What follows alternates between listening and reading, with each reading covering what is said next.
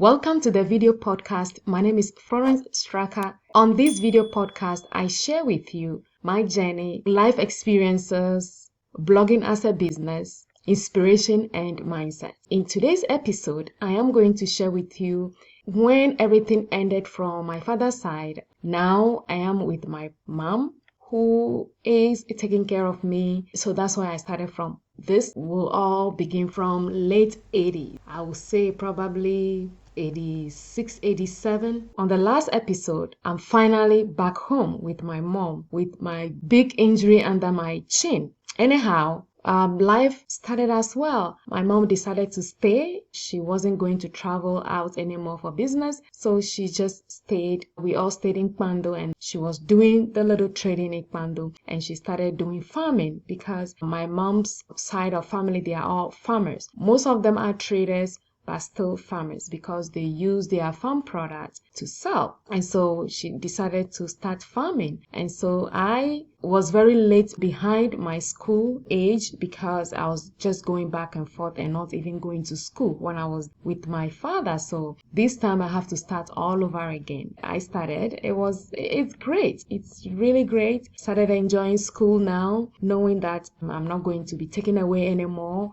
I'm not being maltreated anymore. And it has been a joy. And I can't tell you how much happy I was then at that age. And so everything was just going smoothly. We live happy. My maternal grandmother moved back to our hometown where we actually came from. And so we'll go and visit her. We'll go back home to see if there is anything. My mom and my grandmother, they really taught me what a family is all about, because every event, everything that happened back in our hometown, we go. And so I got to know almost all my relatives from my mother's side, my grandmother's side, and I knew them very well. And that's how I was able to know who the lady I was visiting back in Accra, who has been running away to go and eat in the afternoon and come back with nobody knowing, was actually my grandmother's sister. I didn't know that. So we became so close. I knew all the families, and it has been amazing. Even till today, when I go back to our hometown, our actual hometown village, I knew almost everybody,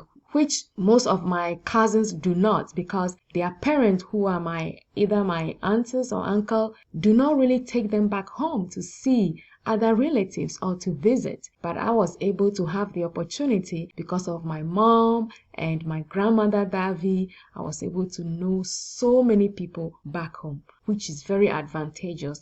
If you have your child from a different place from where you came from, try to do this, because after you are no longer there, they have the chance to go back home. If they don't know anybody, you've never taken them there to see other relatives. Once you are no longer there, they will know nobody. They become a stranger on a strange land, So try to teach them that. I am very grateful that I was able to be taught, to be shown all these relatives in my mother's side of family, to know them very well. I'm so grateful for that. So things were really good, and it so happened that my mom met my stepfather, who is my brother's father now. I have a brother who I'm a little bit older than. So we have to move to a farming community where my stepfather is from. So things have changed when I finished 6th grade, about to go to high school, and that's where the change started. So right after I finished my 6th grade, we moved to the town that we were living, Kpando, to go to. We are still in Kpando district, but this time we moved to a different town, which is just a small community. It's not big at all, but then you have different communities who are towns, villages, towns, and so where we live is more or less a village because it's not a huge town. There is no many people. You can count the buildings that we have. You can count the buildings that we have in the village. So it's a farming community. And so we were there, and that's where life have shifted in a different way. More or less, not in a good and a little bad, because we had to go through so much with my mom. This guy, this stepfather of mine, has not been a good stepfather at all. I mean, I'm talking about things that as a child, even from what I have experienced earlier to where we have gone now, has been a different dimension, a different life experience, which I also say it's not a good experience to experience. My mom was a very, very hard worker. I myself, I cannot compare myself to her. She worked hard. She was a hard worker. She worked so hard. She farmed. I don't like farming. I don't like farming at all. Just because of the bending down, because we do everything manually. We don't have machinery to farm.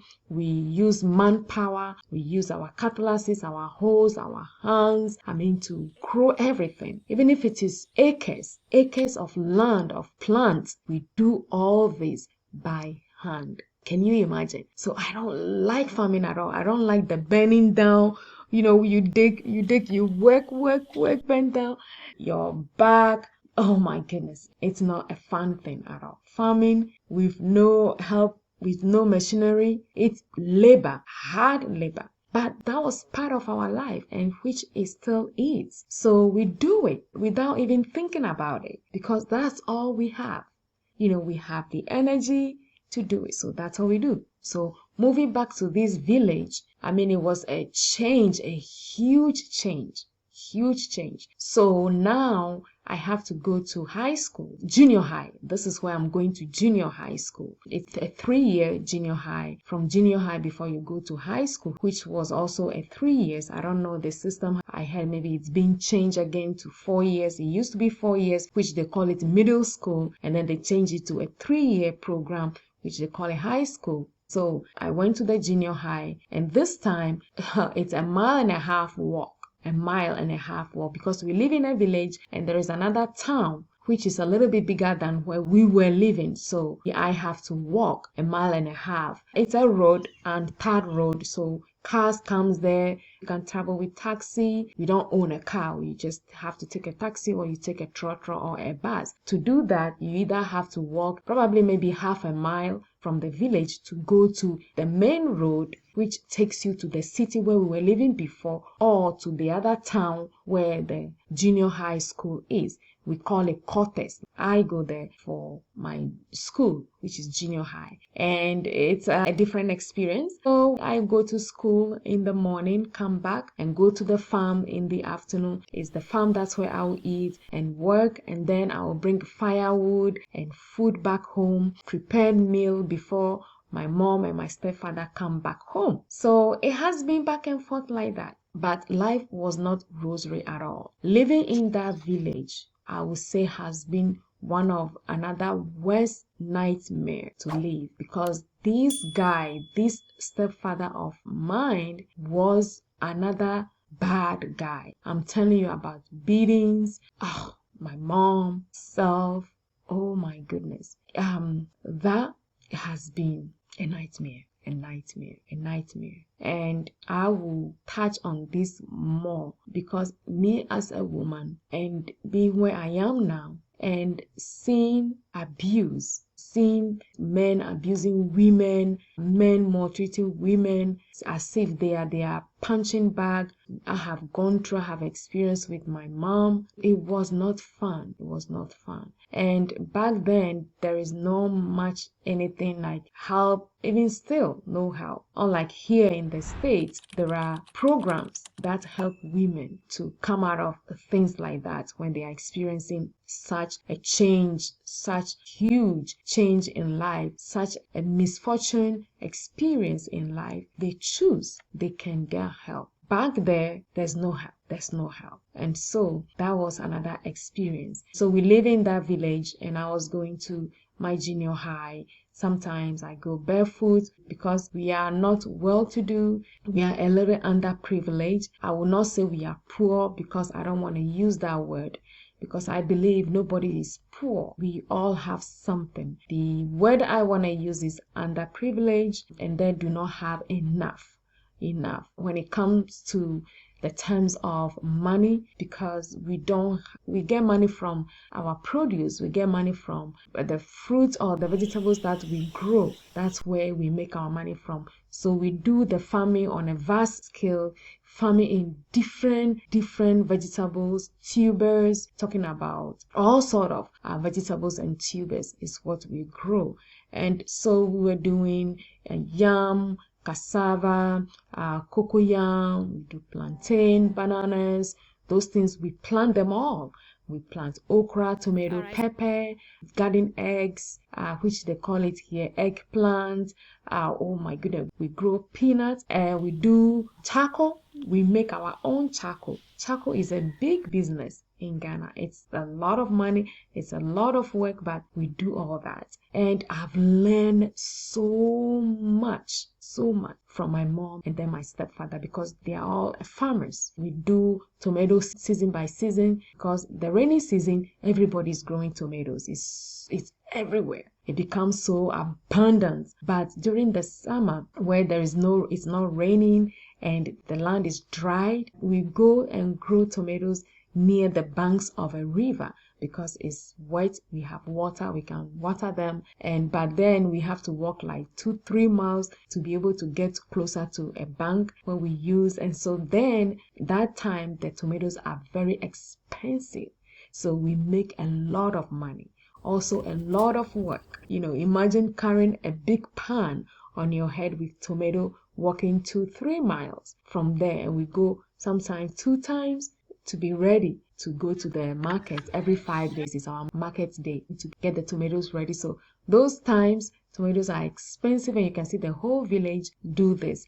When you have a little stream closer, you have a bank, you can just grow tomatoes and all that. So we do all that on a vast scale, and I've learned so much about farming, about gardening. So that was another life experience. And so we were living in this village, and it has been another experience. As I said, I will leave it up here, and in our next episode I will continue, and that is going to be the abuse. Talk about abuse, talk about going through abuse as a child from a stepfather, and seeing your parents being abused, your mom being abused in a marriage, where it should never happen on the land that we live in as a human being. No other human being should be beating the other human being just because I can, or just because, well, where do you go? You have no place to go and you live with me. This is how I want to treat you.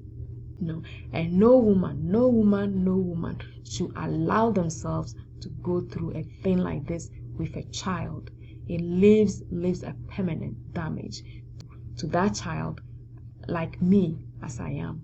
On the next episode, this is what I want to touch about: abuse in a marriage, which should never happen in our lives.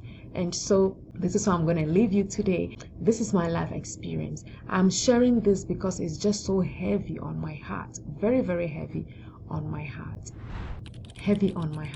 and I thought I can share this that will be helpful to somebody. And if you happen to be experiencing anything like that in this state, in this country that we live in, you have a chance to remove yourself from there. Do not make an excuse for anything, that because of my children I can't go anywhere, because here you have the means is out there. You can get help. Don't wait, because at the end of the day, you are looking for your well-being of your children, your well-being of yourself. You want to live longer with your children, so you can also see them grow to become something. You don't want to die leaving them without enjoying the benefits of your labor, without enjoying the fruit of you raising them to be a responsible human beings. And I will leave it up here for you. If you are watching this on YouTube, subscribe, leave any comments for us. If you are listening to this on a podcast, subscribe. And I will see you on our next episode. Continue about my life experiences when I was living in the village, can handle. I hope your day goes well, all your plans, all your wishes come true. For me, I am getting ready to go to my 9 to 5, but at the same time, I am building my business on the side. So, I'll see you. Yeah, 70, 20.